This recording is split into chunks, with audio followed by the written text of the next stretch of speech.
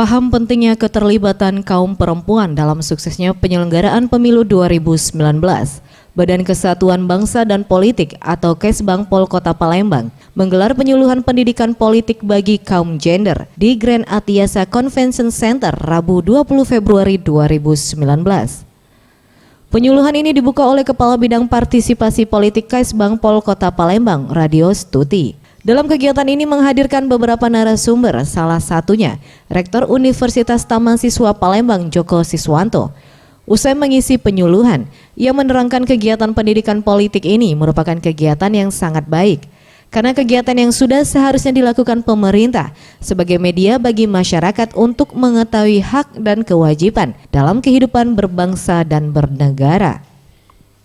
Diharapkan kegiatan ini dapat dilakukan seterusnya agar dapat menjaga kondusivitas di Sumsel, khususnya di Palembang dalam penyelenggaraan pemilu.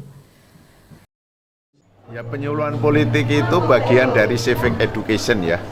Itu harus dilakukan oleh setiap negara untuk melangsungkan kehidupan berbangsa dan bernegara. Dan pendidikan politik itu harus terus-menerus dilakukan.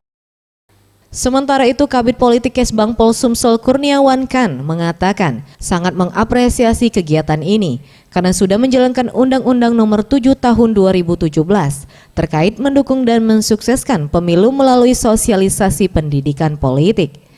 Diharapkan kegiatan ini dapat meningkatkan partisipasi pemilih di Kota Palembang pada pemilu mendatang.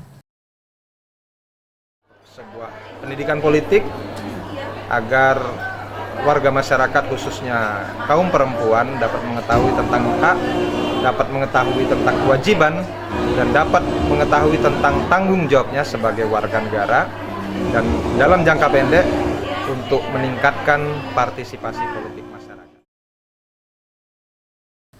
Tim Liputan Sriwijaya TV.